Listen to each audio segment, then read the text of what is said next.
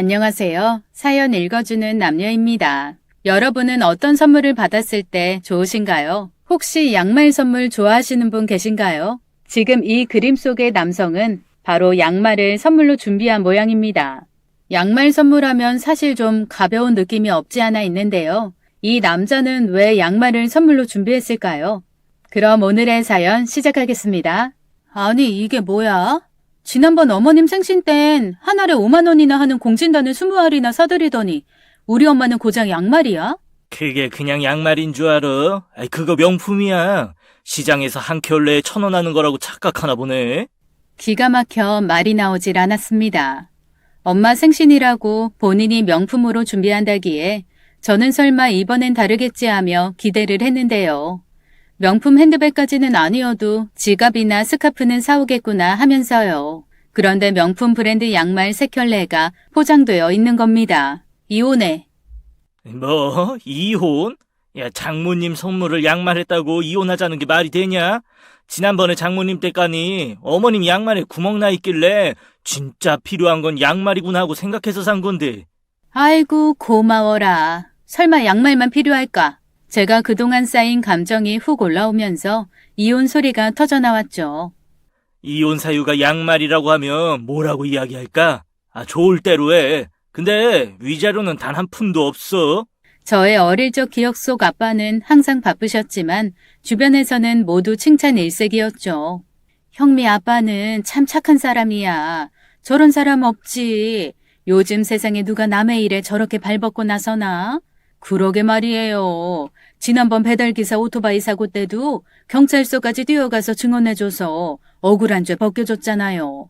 그뿐인가? 그 기사분 사정 딱하다고 장도 받아줬대요. 진짜 복 받을 거야. 누구 하나 아빠에 대해서 나쁜 말을 하는 사람은 없었는데 단 한 사람은 예외였습니다. 이게 뭐야? 갑자기 대출이자 내라고 연락이 왔는데. 아, 그거 효진이가 등록금이 없어서 형님이 걱정을 하시길래 내가 좀 도와줬어. 뭐라고요? 아니 왜 효진이 등록금을 당신이 내요? 지난번 아주버님 병원비도 당신이 내서 내가 그거 갚느라 죽을 지경인데. 아이, 그럼 어떡해. 당장 등록금이 없어서 애가 그 좋은 대학을 가지도 못하게 생겼는데. 그리고 큰 형님이 그냥 형님이야? 야, 아버지나 마찬가지인데. 그럼 가만히 보고만 있나? 우리 아버지의 오지랖은 상상을 초월했습니다.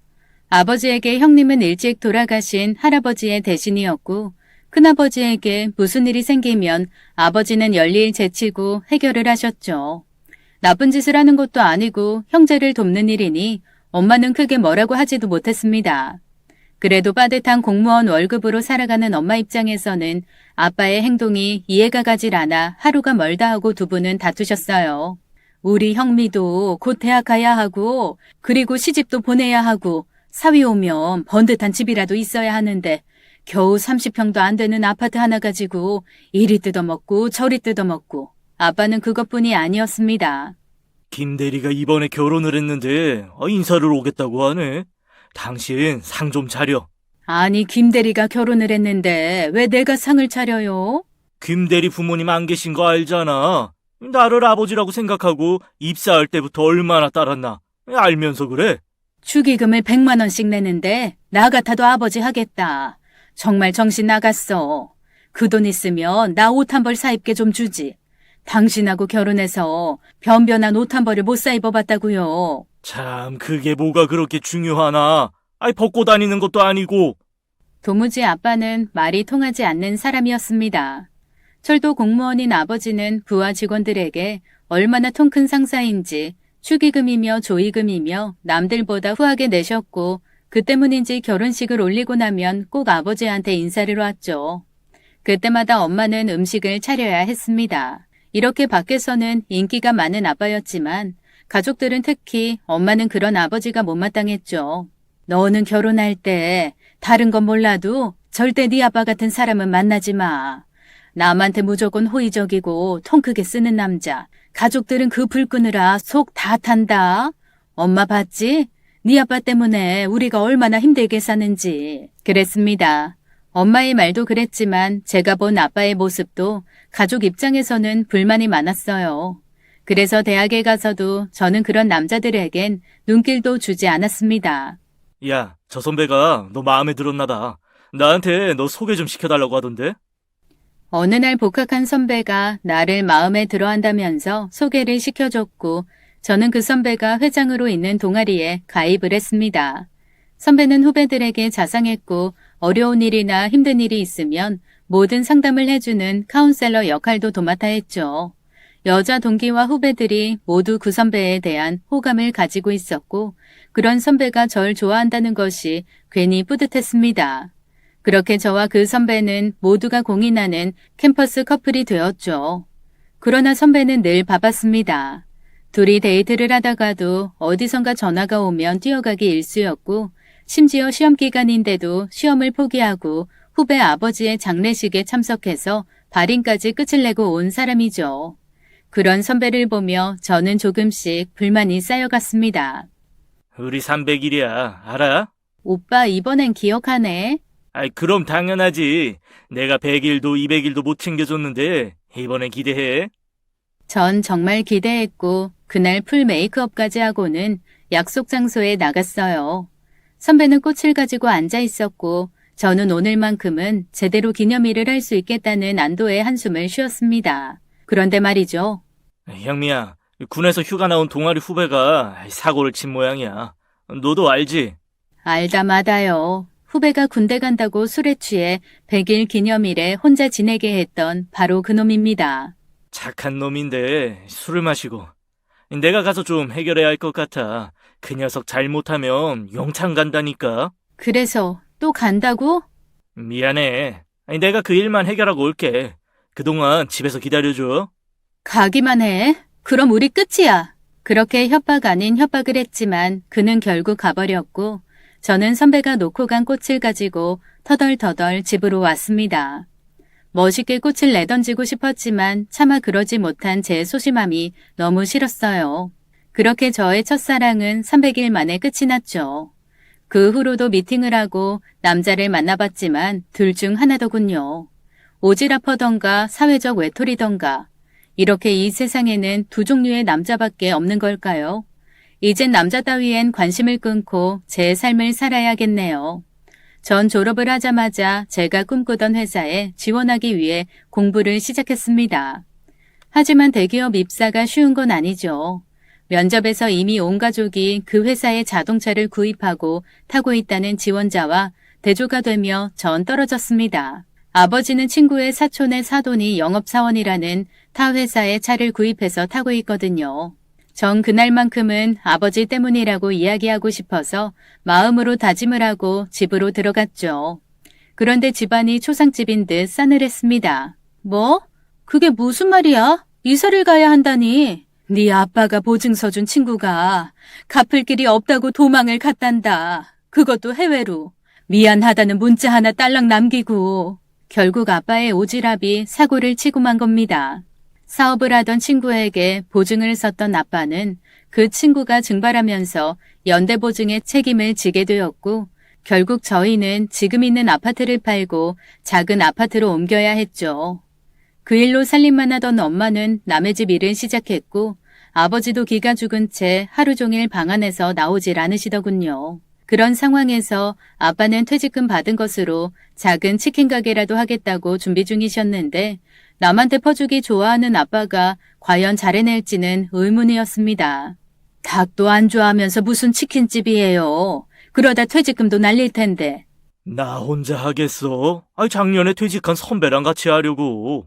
동업은 더더욱 안 돼. 그러다 사람 잃고 돈 잃고 저 근처 편의점 알바라도 하든가. 아니야. 치킨집 알아보니까 다른 지점들이 다 대박났더라고.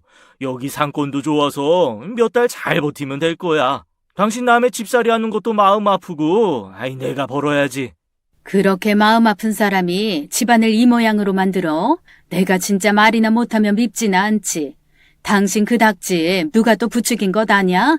부추기긴 그런 거 아니야. 역시 엄마의 촉은 남달랐습니다. 치킨집을 이미 하던 퇴직한 선배가 가게가 어려워지자 함께 하자고 아버지를 설득한 거예요. 어쨌든 아버지는 치킨집을 시작했고 엄마는 아빠가 못 믿었다며 남의 집 일을 계속했습니다. 그런 상황에서는 연애고 결혼이고 다 부질없더군요. 저는 하루라도 빨리 돈을 벌어야겠다는 생각이 들었습니다. 그저 열심히 일해서 제 능력 인정받아 승진하고 돈 버는 일이 전부였어요. 겨우겨우 친구의 소개로 가게 된 회사는 공교롭게도 그 자동차 회사에 부품을 납품하는 중소기업이었어요. 저의 의지가 강해서인지 저는 그 회사에 입사한 지 1년 만에 초고속 대리 진급을 하게 되었습니다. 이번에 납품가 조정하러 가려고 했는데 오대리도 같이 들어가지. 본사 구경도 하고 담당자들 인사도 하고. 참 아이러니하죠. 그렇게 제가 입사하고 싶었던 회사에 철저한 의리되어 방문을 하게 된 것입니다. 매년 부품 단가에 대한 보고서를 제출하는데 저희 회사는 타 회사의 경쟁에서 밀리지 않기 위해 최대한 의리되어야 하니까요. 신입 연봉이 거의 7천이라는 꿈의 직장. 연봉도 좋았지만 무엇보다 복지가 좋기로 소문난 곳이었어요. 그렇게 저는 김 부장님을 따라 입사 1년 만에 처음으로 본사에 들어갔습니다. 일단 입구부터 스케일이 다르더군요. 자사차가 아닌 차는 아예 주차가 되질 않았기에 거래처인 저희는 모든 직원이 이곳 차를 사용하고 있었습니다. 규모 또한 어마어마했는데요. 이래서 다들 이곳에 들어가려고 애를 쓰는 것이겠죠. 저는 사원식당에 들어가서도 감탄을 했고 그곳에서 식사를 하면서 사원증을 달고 식사를 하는 직원들을 보면서 부러움을 금치 못했습니다. 부장님은 완벽한 의리되어 갑들에게 비굴하리만큼 고개를 숙였고 납품 단가 협상을 하면서도 울며 겨자 먹기로 그들의 요구에 따를 수밖에 없었어요. 어쨌든 회의가 끝났습니다. 오대리 수고했어. 난 여기 팀장님 잠깐 뵙고 갈 테니 바로 퇴근해요. 예, 부장님. 그럼 저는 가보겠습니다. 저는 그렇게 엘리베이터 앞에 섰죠. 사람들은 엘리베이터를 타기 위해 서 있었고 저는 그 뒤로 그들의 모습을 보았습니다. 흰 와이셔츠에는 구김 하나 없었고 반듯한 자세로 다들 여유가 있어 보였어요. 여직원들도 외모 순대로 뽑은 것처럼 하얀 피부에 키가 크고 날씬한 몸매 그리고 허리를 강조하는 스커트가 참 세련되었더군요. 엘리베이터 문은 열렸고 사람들이 그 안으로 쏟아져 들어갔습니다. 퇴근 시간이어서일까요?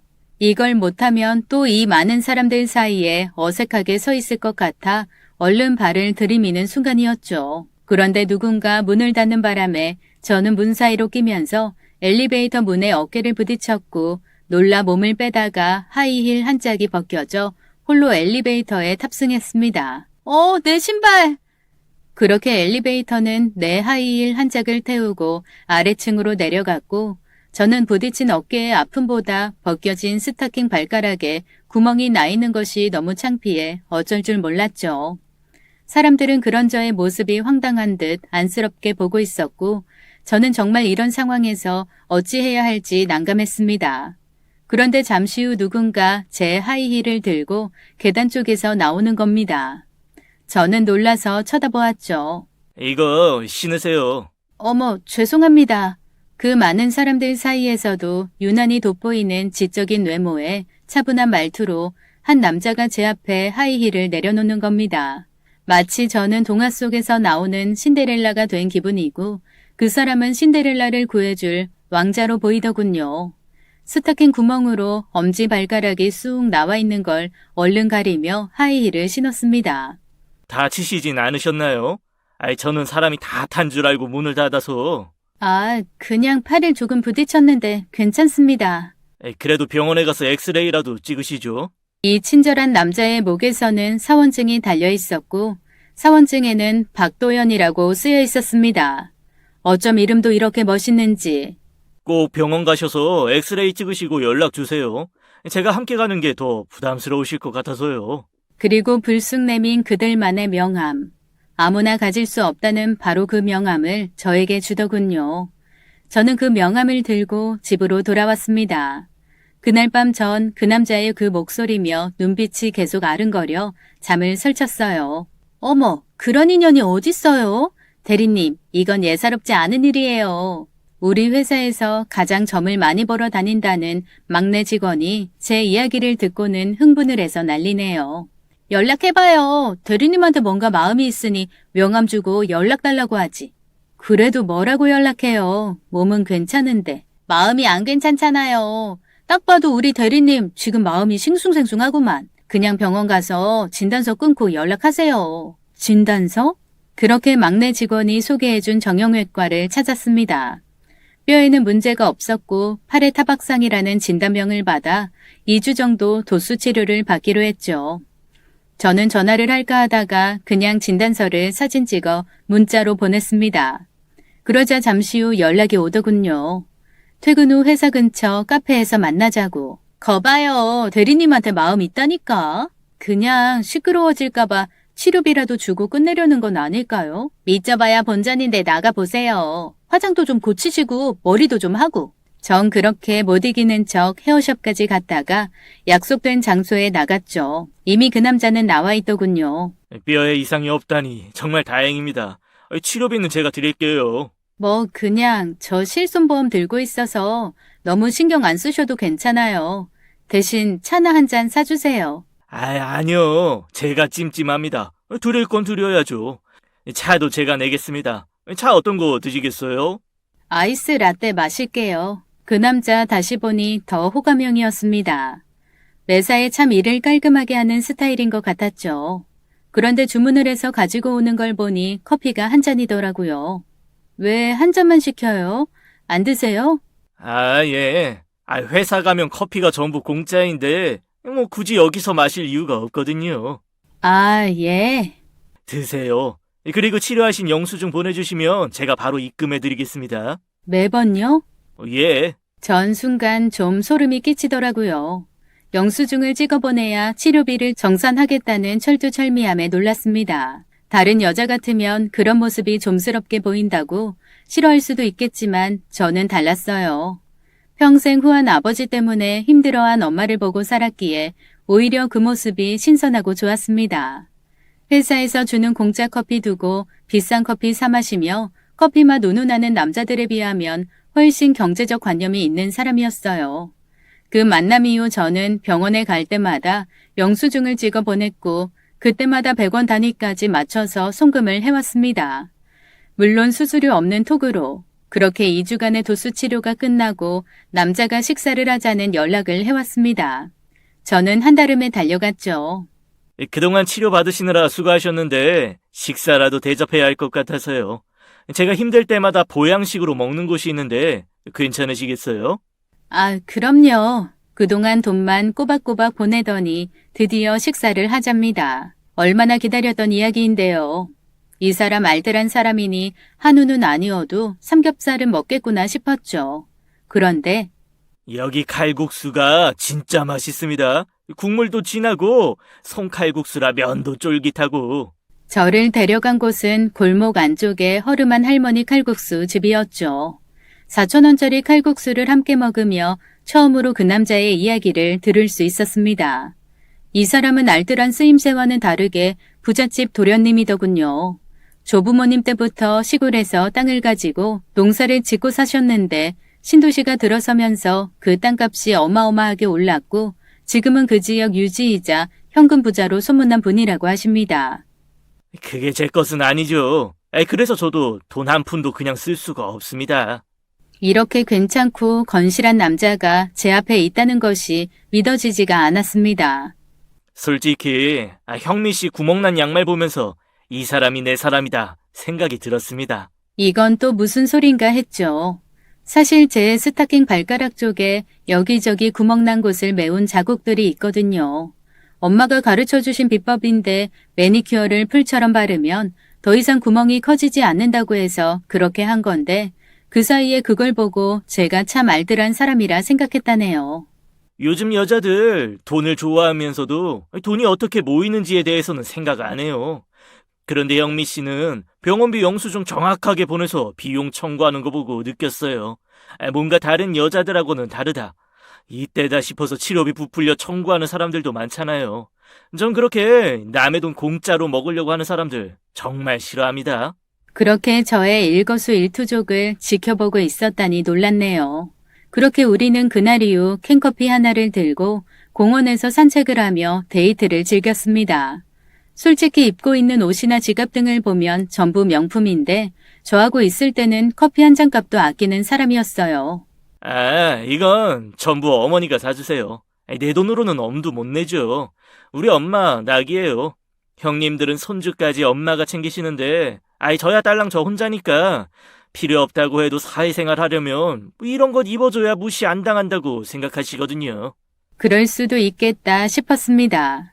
그날도 여전히 항상 가는 공원 벤치에 앉아서 이런저런 이야기를 나누고 있었습니다. 이 사람은 유난히 이 공원을 좋아하는 것 같네요. 그런데 지난번에도 보았던 30대 엄마인 듯한 여자가 아이와 나와 있더군요. 저는 그 모습을 보면서 제 결혼 후 미래를 상상했죠. 그때 아이가 자전거에서 넘어졌습니다. 자전거가 옆으로 쓰러지면서 아이는 무릎에 피가 났고 울음을 터뜨렸죠. 그런데 아이가 넘어지자 그 엄마보다 더 먼저 뛰어간 사람이 곁에 있던 도연 씨였죠. 다른 사람 일에 잘 끼지 않는 사람이 또 이런 면이 있구나 생각했습니다. 그리고는 아이를 달래면서 손을 잡고 데리고 가 약국에서 약을 사다 발라주고 편의점에서 파는 아이스크림을 사서 주더군요. 그뿐이 아니라 넘어져서 고장난 자전거를 직접 고쳐주느라 자전거를 끌고 자전거 수리소까지 다녀왔습니다. 저는 아버지가 늘 하시던 일이라 그러려니 했지만 도연 씨에게 이런 면이 있다는 사실에 좀 놀랐죠. 여자분은 연신 고맙다고 했습니다. 왜 그랬는지 나중에 그 이유를 알게 되었고 저는 기막혀 말이 안 나왔어요. 어쨌든 제가 알고 있던 도연 씨와 다른 행동을 할 때가 가끔 있기는 했지만 그래도 저에겐 솔직했고 여전히 계획적인 경제관념을 가진 남자였습니다. 그렇게 알뜰한 데이트를 한 지 얼마가 지났을까요? 아버님 어머님한테 인사드리러 가고 싶은데. 우리 집은 도연 씨 집하고는 달라요. 아버지가 워낙 남 퍼주기 좋아하시는 분이라 여기저기 도와주시다가 집안이 힘들어졌거든요. 그래서 엄마가 지금 남의 집에서 일을 하고 계시고 그 이야기에 고개만 끄덕이더군요. 그렇게 도연 씨는 우리 집을 처음으로 방문하게 되었습니다. 처음 뵙겠습니다. 박도연입니다. 그래요. 어서 와요. 내가 우리 애한테 이야기 많이 들었어. 배울 게 많은 사람이라고. 아닙니다. 제가 형미한테 많이 배우고 있습니다. 엄마는 이미 도연 씨에 대해 저에게 이야기를 들어서인지 호감을 가지고 있었습니다. 반면 아버지는 좀 달랐죠. 그렇게 사람 좋고 누구와도 친화적인 아버지가 유난히 도연 씨에게는 빡빡하게 대하셨습니다. 그래, 자네는 취미가 뭔가? 아직은 취미를 즐길 만한 때가 아니라 그냥 일을 열심히 하고 있습니다. 나중에 제가 목표를 달성하고 나면 그때 취미도 생각해 보려고 합니다. 그럼 뭐 동호회 이런 거 없나? 뭐 조기 축구회나 배드민턴 이런 거 많잖아. 예, 없습니다. 그래. 젊은 나이에는 그저 열심히 일을 해야지. 괜히 요즘 사람들 이것저것 사람들 만나서 놀고 즐기는 것만 알아서 큰일이야. 그래도 남자가 사회생활 하려면 사람도 만나서 술도 마시고 함께 등산도 가고 낚시도 하고 운동도 하고 그래야 나중에 후회가 없지. 너무 돈도 나면 이기적인 사람으로 낙인 찍혀요. 참 아빠도 이 사람 그렇지 않아요. 자기 커피값은 아까워도 지난번 길 가던 아이 자전거 고장나니까 그거 고쳐주고 아이 달래면서 아이스크림도 사 먹이고. 그래 그렇겠지. 아버지가 괜히 그러신다. 그렇게 이 사람은 다녀갔고 엄마는 아빠가 못마땅한 듯 잔소리를 시작하셨습니다. 아니 왜 그래요? 젊은 사람이 열심히 살려고 하면 칭찬은 못 해줄 망정 왜 자꾸 딴지를 걸어요? 야망이 너무 많아. 그럼 당신같이 그렇게 살아야 해? 가족들은 어떻게 살든 그냥 자기 좋은 대로 취미활동이나 하면서 그렇게 사는 게 좋냐고요. 아니 누가 그렇대? 형미야 신경 쓸 것 없어. 니네 아빠가 하나뿐인 딸 막상 시집 보내는데 해줄 수 있는 게 없어서 저러신다. 좀 더 만나봐. 급하게 굴지 말고. 아니 좋은 직장에 집안 부자고 돈 허투루 쓰지 않고 성실하고 뭘 더 끌어요. 그쪽에서 하자는 대로 하면 되지. 저는 솔직히 아빠한테 섭섭했죠. 막상 결혼을 한다고 해도 막막하기만 한데 저렇게 말씀하시는 저희가 뭔지도 의심스러웠고요. 그런데 그때 아빠의 말씀을 들어야 했습니다. 우리 집에 다녀온 후 도연 씨는 저에게 결혼을 하자고 했습니다. 저는 남들처럼 호화스럽게 프로포즈를 받지는 않았지만 이 사람이 준 장미 한 송이와 함께 프로포즈 반지를 받았죠. 명품 까르띠에였습니다. 이 짠돌이가 그래도 프로포즈 반지만큼은 제대로 준비해주더군요. 어머님 몸이 안 좋으셔.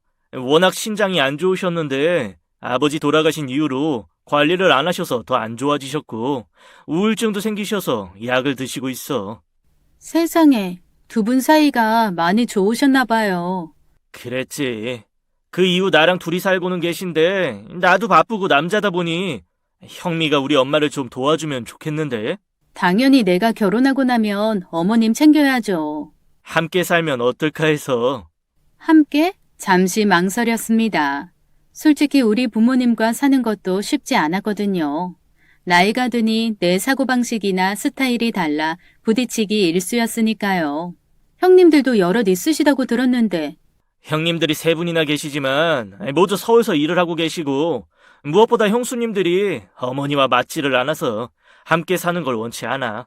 엄마 재산에만 관심이 있고 막상 모시려는 사람이 없으니까. 지난번 엄마가 형미 씨 보고는 마음에 드셨는지 그렇게 칭찬을 하더라고. 다행이네요. 사실 자신 없었지만 막상 거절하기도 힘들었던 이유가 있습니다. 우리 여력으로는 아직 집을 사기는 무리가 있고 그래서 형미 씨 집에서 살까도 생각해봤는데 집도 그렇고 아버님도 날 별로 안 좋아하시는 것 같더구. 그런 거 아니에요. 아빠가 워낙 따라나다 보니까 괜히 빼앗기는 것 같아서. 아버님은 본인이 무책임해서 그렇게 되신 걸 아직 모르시나 봐. 그 소리에 살짝 기분이 나쁘더군요. 물론 저도 엄마도 그런 생각을 하고 아빠를 원망한 적도 있었지만 이 사람까지 그렇게 취급하는 건 아니지 않나요? 하지만 아빠에게 섭섭한 감정이 있었구나 생각했습니다. 그런 생각했는지 몰랐어요. 처가랑 사는 것 다 불편해하는데. 배부른 소리지. 다 같은 부모님인데 뭘. 저는 그 소리에 너무 고마웠습니다. 고마워요. 그렇게 생각해주니. 그래서 말인데 당분간 우리가 집을 마련할 때까지 어머니랑 함께 살면 어떨까? 우리 형님들은 결혼할 때 집 구입을 전부 처가와 반반으로 했거든. 그런데 당신네는 그렇게 하기는 힘들 것 같고 엄마한테 처가에 대해 흠잡히는 것도 싫고. 저는 너무 미안했습니다. 그래서 더 이상 분간이 집이니 이런 말을 할 수가 없었죠. 어머니만 허락하시면 저 함께 사는 건 좋아요. 그렇게 이야기해주니 고맙네. 그냥 어머니나 형님들한테는 당신이 먼저 어머니 모시겠다고 그렇게 이야기할게. 그렇게 저는 시댁에서 살기로 결정을 했습니다. 들어와 산다고 했다니 고마워요. 요즘 젊은 사람 같지 않네. 어머님은 그렇게 제 손을 꼭 잡고 고마워하셨지만 형님들의 표정은 그다지 좋지 않았습니다. 게다가 남편 형님들의 부인이자 제 형님들이 될 분들은 저에게 절대 그래서는 안 된다고 말리시더군요. 어려서 몰라서 그래요. 시댁살이가 얼마나 힘든 건데 직장 생활하면서 어머니를 모신다고? 지금이라도 도련님한테 이야기해서 못한다고 해요. 우리가 작은 아파트 전세라도 구해달라고 어머님한테 이야기할 테니까. 저는 그런 형님들의 이야기를 이 남자에게 전했습니다. 그런 이야기 들은 거 없어. 자기들이 못하는데 형미 씨가 한다고 하니 괜히 어깃장 놓는 거니까. 조금 난처한 상황이긴 했지만 저는 도연 씨를 믿었고 드디어 결혼을 했습니다. 시댁 쪽에서는 우리 집 사정을 알아서인지 최소한의 예물만 했고 우리는 신혼여행도 국내로 갔습니다. 해외에 못 나가서 섭섭한 건 아니지? 그건 나중에 가면 되지. 난 당신 검소한 모습에 반해서 결혼한 건데. 신혼여행에서 돌아오는 날 엄마는 한상을 차려놓고 저희를 기다리셨고 어머님께 가지고 갈 밑반찬들도 정성껏 만들어 놓으셨습니다. 박서방 미안해서 어쩌나. 우리가 형편이 이래서 도움도 못 되고. 괜찮습니다. 뭐 다 상황에 맞게 하는 거죠 뭐. 걱정하지 마십시오. 고맙네. 이렇게 이해를 해주니 내가 진짜 고마워. 우리 딸 잘 부탁하네. 우리 딸 가서 잘하고. 미안하다 아빠 때문에. 아버지는 전과는 다르게 미안함에 고개를 못 드셨고 엄마는 머리를 조아리며 남편에게 고마움을 표시했습니다. 그렇게 친정에서 하루를 지내고 어머님이 계시는 집으로 들어갔습니다. 그렇게 저는 결혼을 한 후 시어머니와 함께 살게 되었어요. 처음엔 두려웠지만 시어머님은 생각보다 합리적이셨죠. 그러나 저에게 대하시는 것과 달리 형님들에게는 까칠하셨고 남편 말대로 집에 오는 것조차 반가워하지 않더군요. 남편 말로는 어머님의 재산을 노린 형님들의 속을 빤히 들여다본 어머니가 일부러 차갑게 하는 것이라 이야기했습니다. 어쨌든 저는 그 와중에 시어머니 모시는 효부라고 여기저기서 칭찬을 들었고 들어오길 잘했다는 생각까지 했습니다. 어머님은 신장이 안 좋으셔서 일주일에 3번씩 신장투석을 하셨죠. 다행히 오랫동안 어머니를 맡아주셨던 의사 선생님이 계셔서 잘 관리를 해주고 계시지만 그렇다고 해도 드시는 음식이며 병원에 모시고 가야 하는 일이며 보통 일은 아니더군요. 이제 이 사람 있으니 형수님들 멀리서 오실 것 없으세요. 그래, 잘 됐다. 나 걔들 얼굴 보고도 싶지 않은데. 어머님은 형님들에 대해 엄청난 반감을 가지고 있었습니다. 아마도 그동안 3분 형님들이 돌아가면서 어머니를 모시고 병원에 가신 모양이에요. 당신이 모시고 가. 괜히 형수들 오라고 하지 말고. 엄마가 안 좋아하신다니까. 나 회사 출근해야 하는데 어떻게 내가 혼자 다 해요. 그러지 말고 그냥 형님들과 번갈아 가면서 하면 안 될까? 회사가 중요해? 엄마가 중요하지. 전 갑작스런 남편의 말에 좀 당황했죠. 왜 이렇게 형수들이 오는 걸 싫어하는지, 자꾸 왜 나한테 모시라고 하는지 전 이해가 되질 않았지만 일단은 남편이 시키는 대로 하려고 노력했습니다. 남편은 보기보다도 훨씬 효자였어요. 밤늦게 들어와도 꼭 어머님 방에 들어가 대화를 했습니다. 그 다음이 저였고요. 그러던 어느 날입니다. 당신 직장 그만두면 안 돼? 그게 무슨 소리야? 직장을 그만두라니. 한 푼이라도 더 벌어야 한다고 할 때는 언제고. 아무래도 엄마 돌보는 게 더 중요한 일인 것 같아서 그래. 그렇다고 직장을 그만두는 건 아니지. 그리고 솔직히 우리 친정도 도움 드려야 하고. 드리고 있잖아, 매달. 겨우 20만 원 드리는 건 좀 그래. 우리가 여기 살고 있어서 그렇긴 하지만 어머님께는 100만 원씩 드리는데 내가 벌어야 조금 더 드리지. 당신도 우리 집 형편 알잖아. 밑 빠진 독에 물 붓기야. 어차피 아버님이 저지르신 일인데 그걸 당신이 왜 책임지려고 하는데? 그 말에 너무 섭섭했습니다. 무슨 말을 그렇게 해? 우리 부모님도 부모님이야. 물론 아버지가 보증을 잘못 써서 힘들긴 했지만 아버지가 무슨 범죄를 저지른 것도 아니고 사기를 친 것도 아닌데 저지른 일이라니. 감정적으로 대응하지 말고 아버님이 그렇게 사시는 바람에 당신이 부랴부랴 취업하느라 원하는 곳도 못 갔잖아. 야, 어머님도 그래. 그 연세에 20평짜리 아파트에 사시면서 남의 집 나가서 일하는 거 말이 된다고 생각해? 됐어. 내가 벌어서 우리 부모 챙긴다는데 당신이 왜 이렇게까지 이야기를 하는데? 답답해서 그래. 내가 보기엔 당신이 버니까 당연하게 용돈 바라시는 것 같고 저러면 아버님 영영 정신 못 차려. 당신 우리 아버지한테 억하심정 있어? 당신 생각이랑 다른 분이거든? 우리 아빠 누구 못 줘서 안 달라는 분이지 딸 돈 바라는 분 아니야. 뭘 그렇게 흥분을 해? 당신 생각보다 이성적이지가 못하네. 그러면 어떻게 이 어려운 세상을 살아가겠어? 그렇게 이야기를 하고는 나가버리더군요. 결혼하고 첫 부부싸움입니다. 저는 많이 속상했죠. 은근슬쩍 절 무시하고 저희 친정을 무시하는 것 같았습니다. 하지만 어머님도 계신데 계속 냉전을 지속할 수는 없었어요. 게다가 어머님 생신이 곧 다가오니까요. 어머님 생신 선물 뭘로 하면 좋을까요? 그건 내가 알아서 할 테니까 당신은 그냥 음식이나 챙겨줘. 그래도 내가 결혼하고 첫 생신인데 나도 어머님께 선물하고 싶어요. 그냥 엄마는 다른 거 필요 없어. 체력 지탱을 하셔야 하니 내가 아는 병원에 엄마한테 맞는 공진당 부탁해놨어. 공진단? 그거 좋겠네요. 그건 얼마예요? 한 알에 5만 원씩 해서 20알 맞췄지. 짠돌이 남편이 어머님한테는 참 후합니다. 제 한 달 생활비는 50만 원이 안 되는데 말이죠. 어쨌든 저는 남편이 정말 효자인 걸 다시 한번 느꼈죠. 그렇게 어머님 생신이 다가왔습니다. 갑자기 집에서 안 한다니요. 음식 준비하려고 시장 다 봐놨는데. 엄마가 답답해하셔서 그냥 호텔에서 하루 주무시면서 거기서 생일 지내기로 했어. 그럼 형님들은요? 냅둬. 생일 앞두고 연락 한 번 없던 사람들인데 뭘. 그래도 내가 전화라도 할까? 쓸데없는 짓 하지 마. 엄마 아시면 당신 쫓겨나. 어머님 생신을 기억 못한다는 소리에 저는 기가 막혔고 어머님이 왜 이렇게 다른 아들들과 며느리들을 싫어하는지 알겠더라고요. 예, 시어머님 생신인데 우리가 그냥 있을 수는 없잖아. 뭘 좀 하면 좋을까? 좋은 건 다 있으신 양반이라. 그러게, 그냥 떡이나 하면 어떨까?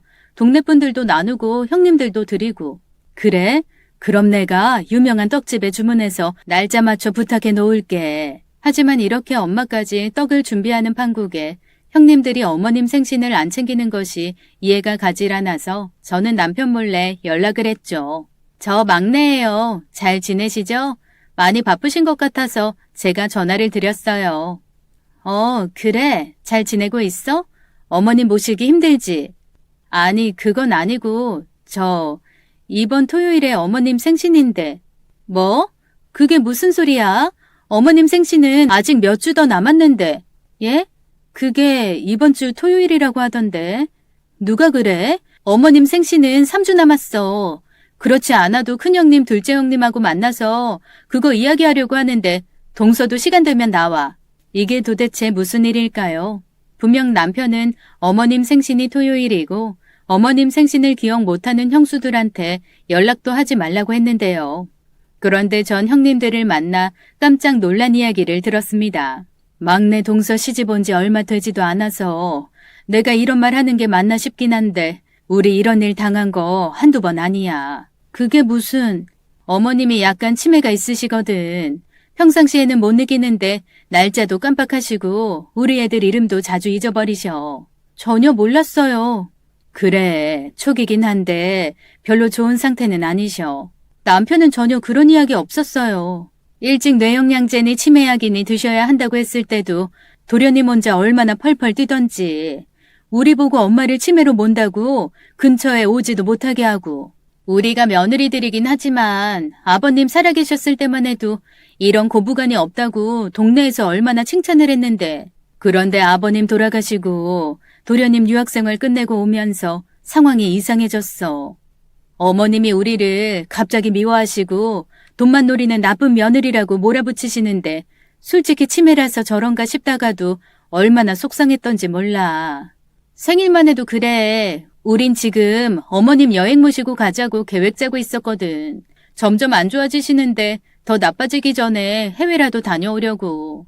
형님들은 남편이 자신들과 어머님 사이를 이간질하여 이런 상황에 온 것이라면서 점점 어머님과 멀어져가는 상황을 속상해했습니다. 막내다 보니 형들도 오냐오냐 했고 어릴 적부터 야망은 있었지만 설마 이렇게까지 가족을 힘들게 할 줄은 몰랐어. 동서도 조심해. 자기가 필요한 사람 아니면 정말 이론 한 장도 안 쓰는 사람이니까. 그러고 보니 저희 친정을 다녀와서부터 친정 부모님 대하는 태도가 완전히 바뀐 것 같았습니다. 저는 그날 그렇게 형님들과 대화를 하고 집으로 돌아오는 길이었습니다. 답답한 마음에 버스에서 내려 터벅터벅 걷고 있는 중이었는데 그때 그 자전거를 타던 아이와 아이의 엄마가 누군가를 기다리고 있더군요. 그리고 차 한 대가 도착하고 반가운 듯 아이와 엄마를 태웠습니다. 그런데 그 차가 바로 남편의 차였고 그렇게 세 사람은 차에 타고 어딘가로 향했죠. 여자애 조금 무서운 겁니다. 저는 택시를 타고 그 차를 쫓았어요. 그리고 그 차가 멈추는 곳에서 저도 섰죠. 예쁘게 지어진 전원주택이 있었고 세 사람은 자연스럽게 문을 열고 안으로 들어가는 겁니다. 저는 이 상황이 어떻게 된 것인지 그 자리에 서서 지켜보았죠. 남편에게 전화를 걸었습니다. 잠시 후 받더군요. 어디예요? 회사 근처에 왔다가 같이 퇴근하려고요. 그랬어? 나는 지금 미국서 손님이 오셔서 나와 있어. 그렇게 전화를 끊고 저는 피식 웃음이 나왔습니다. 분명 이 사람에겐 비밀이 있었고 왜 그렇게 저 여자와 저 아이에게 집착을 했는지 이제 알 것 같습니다. 숨겨놓은 아내와 자식인 거겠죠.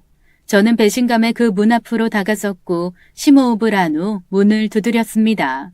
그러자 잠시 후 남편의 소리가 들리더군요. 누구세요? 그리고 문이 열렸습니다. 역시 남편이었어요. 남편은 저를 보고 당황하더군요. 그리고 남편의 뒤로 아이가 뛰어나왔습니다. 당신이 어떻게 여길... 지금 여기서 뭐 하는 거야? 여기가 미국 손님이 있는 곳이야? 여보! 저는 화가 나서 견딜 수가 없었지만 아이가 보는 앞에서 그 이상의 행동을 하지 못했습니다.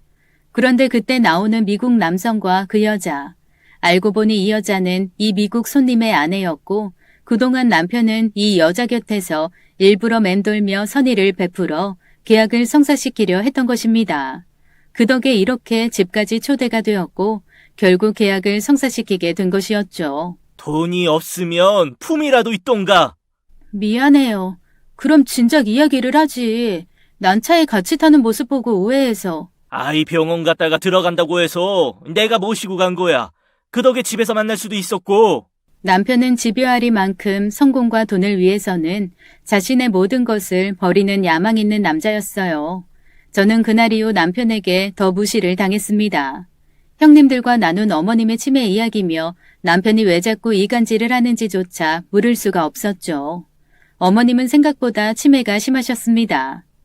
당장 갖다 버려. 저기 독 들어있어. 저것들이 날 죽이려고 한 거라고. 형님이 어머님 드시라고 끓여온 꼬리곰탕을 보고 어머니는 독서를 날리셨고 그런 어머님을 보며 속상해하고 돌아가는 형님의 모습에 마음이 아팠습니다. 어머님, 아무래도 병원에 가셔야 할 것 같은데요. 당신도 한통속이야? 멀쩡한 어머니 치매로 몰아서 뭘 하려고? 말 조심해요. 그날 실수한 이후로 당신한테 미안해서 말은 못했지만 어머님 나보고 형님이라고도 하시고 아침 드셨는데 아침 안 드셨다고 우기기도 하셔. 그런데도 병원에 안 모시고 가면 더 빨리 진행된다고. 걱정 마. 우리 엄마는 내가 알아. 모시고 싶지 않으면 안 모시면 되지. 누굴 치매로 몰아? 말이 통하지 않았습니다. 어머니 상태는 악화가 되었고 사람이 한시라도 붙어있지 않으면 안 되는 상황이 되자 남편은 저에게 직장을 그만둘 것을 요구하더군요. 그냥 몇 달만 휴직하면 안 돼? 아이 엄마가 당신만 찾잖아. 내가 거기에 대한 건 챙길게. 당신 직장에 다니는 것보다 더 주면 되잖아. 날 뭘로 아는 거야? 내가 지금 그 돈 바라고 이러는 건 줄 알아?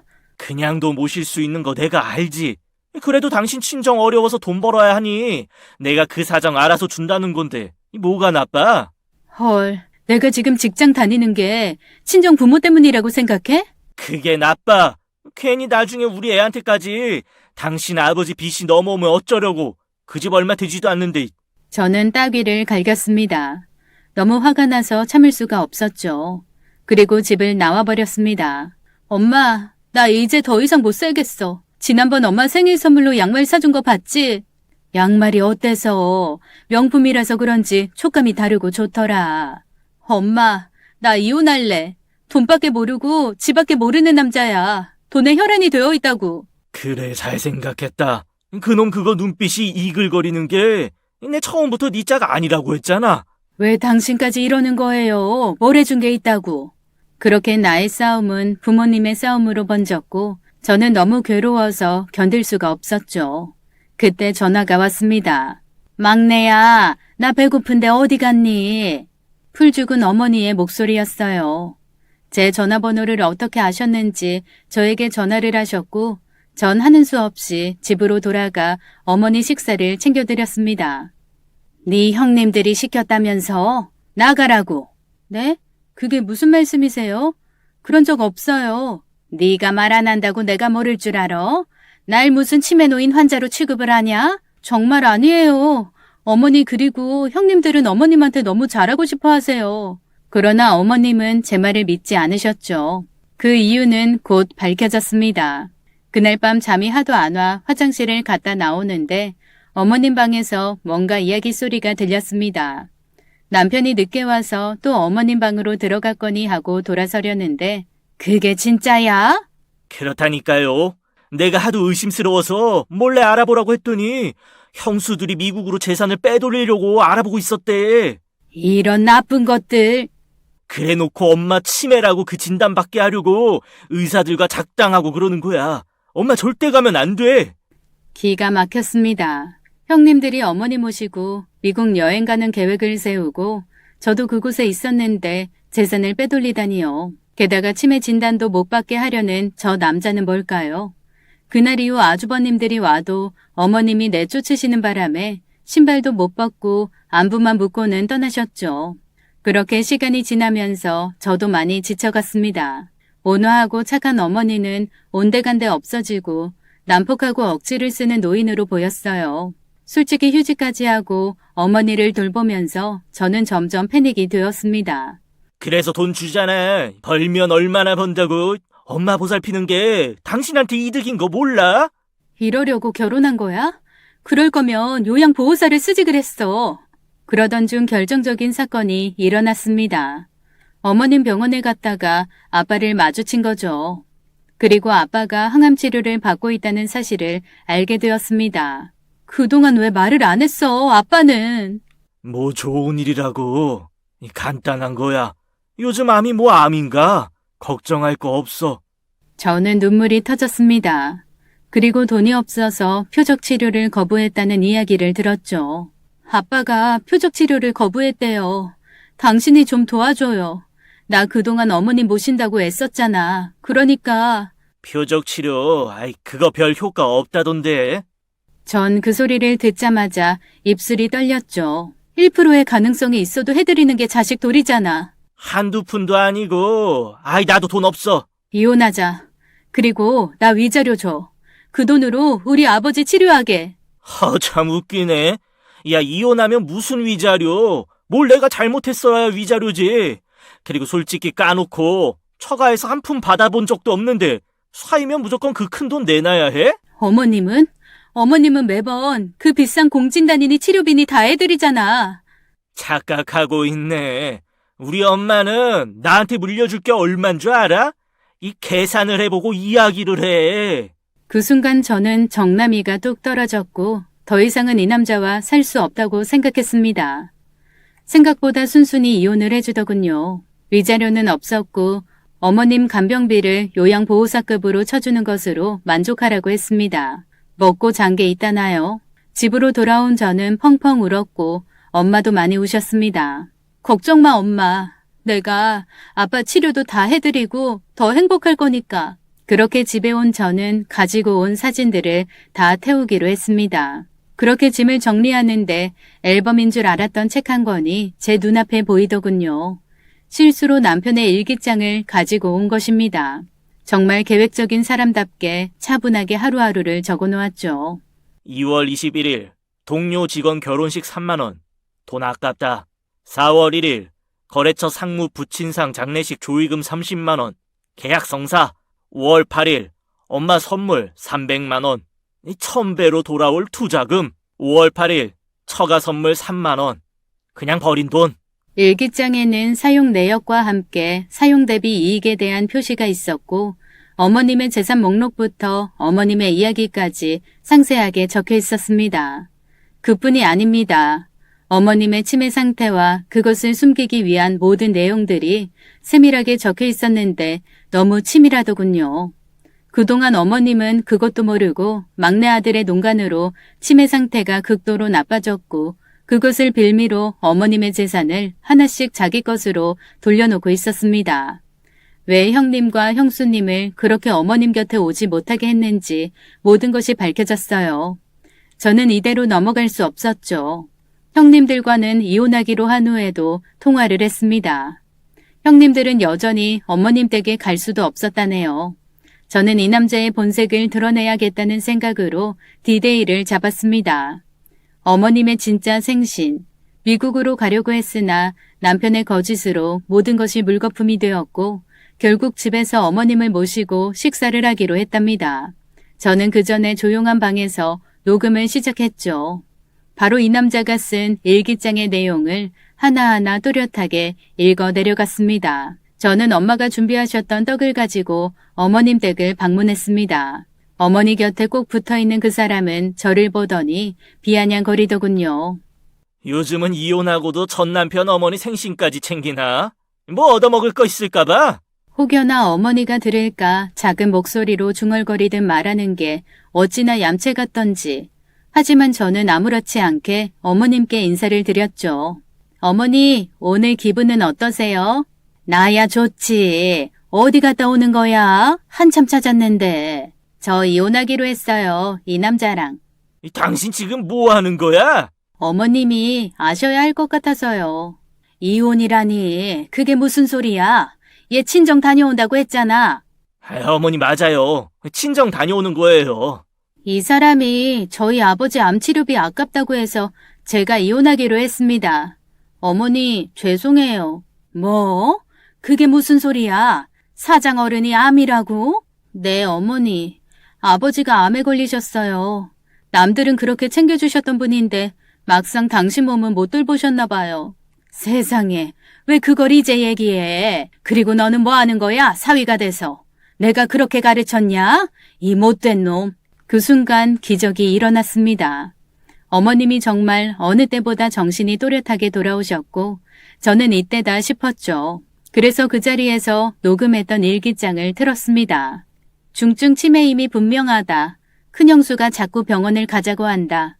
병원 가면 치매가 밝혀질 것이고 병원 치료를 시작할 텐데 그렇게 되면 오래 걸린다. 엄마가 정신이 없을 때 모든 재산을 내 것으로 돌려놓아야 한다. 다들 표정이 변해갔고 누구보다 당황한 건 그 사람이었죠. 하지만 그 소리를 막을 수는 없었습니다. 큰형수가 어머니에게 좋은 약이라고 지어왔다. 괜히 노인네 생명 연장할까봐 엄마에겐 독한 약이라고 했더니 믿는다. 모든 건 내 생각대로 진행되고 있다. 둘째 형수가 엄마 투석하러 갈 때 모시고 간다. 불안하다. 저러다 괜히 엄마 치매센터라도 가면 큰일이니 엄마를 단속해야겠다. 사람은 명이 참 질기다. 그렇게 온갖 것을 기억 못하면서 세상에 무슨 미련이 있다고 저렇게 오래 사는지. 하긴 전부 나에게 재산을 돌려놓기 전까지는 버티는 게 낫다. 아무것도 건질 것 없는 여자를 만나 수지타산이 도통 맞질 않는다. 하긴 내 재산이 될 때까지 엄마를 지키고만 있으면 자기 할 일은 다 하는 거겠지. 장인이, 아니지. 나한테 말도 안 되는 잔소리를 하던 그 사람이 암이란다. 돈이 없으면 곱게 갈 것이지. 무슨 표적 치료? 아무나 하는 게 아니지. 다들 경악을 금치 못했고 남편은 그 자리에서 아니라고 부인을 했습니다. 저 여자가 나한테 이혼당하고 앙심을 품은 거네. 이 어디서 없는 이야기를 지어내가지고. 그때 저는 원본 일기장을 어머님께 드렸고 어머님은 그걸 조용히 보시더군요. 남편은 발악을 하듯 그것을 빼앗으려 했지만 형님들이 막았습니다. 엄마, 그게 아니라 내가. 변호사 양반, 예, 어르신. 지금부터 내가 하는 말 똑똑히 듣고 적어요. 예. 나 송길자가 가진 재산은 똑같이 3등분하고 첫째, 둘째, 셋째한테 나눈다. 엄마, 나는. 그리고 첫째, 둘째, 셋째는 잘 들어. 여기 막내 며느리 위자료로 각각 1억씩 차출해서 3억 줘. 예, 어머니. 엄마, 나는요. 그동안 내가 엄마한테 얼마나 잘했는데. 결국 그동안 사람들의 가치를 돈으로 평가했던 전 남편은 거지가 되었고 잘 다니던 직장에서도 여직원들을 무시한 발언이 SNS에 올려지면서 징계를 받게 되고 물류센터로 좌천되어 갔답니다. 저는 어머님께 받은 3억을 부모님께 드렸습니다. 저 때문에 마음고생하셨을 테니까요. 저희 아버지 어떻게 되셨냐고요? 오지랖파 아버지가 암에 걸렸다는 소식에 난리가 났습니다. 주변에서 아버지 도움을 받은 사람들이 전부 돈을 가지고 달려왔고 좋은 음식이며 약이며 여전히 택배로 계속 도착을 하네요. 사람이 돈으로 사는 건 아닌가 봅니다. 손해본 것 같지만 결국 우리 아버진 인간으로 성공한 인생이네요. 오늘 이야기는 여기까지였습니다. 계획적인 짠돌이 이야기 잘 들어보셨나요? 뒤에서 계획적으로 사람을 조종하는 사람이라니. 그것도 자신을 낳아주고 길러주신 어머니를 조종하다니요. 정말 무섭네요. 너무 큰 불효를 저지른 남편분은 정말 크게 혼이 나야겠습니다. 반면에 자기 것을 내어주면서 베풀며 살아온 아버지는 정말 존경스럽네요. 사람은 마무리를 잘해야 진짜 잘하는 거라고 하죠. 우리의 삶도 마무리를 잘해야 정말 잘 산 인생인 것 같네요. 그럼 오늘의 이야기는 여기서 마치겠습니다. 감사합니다.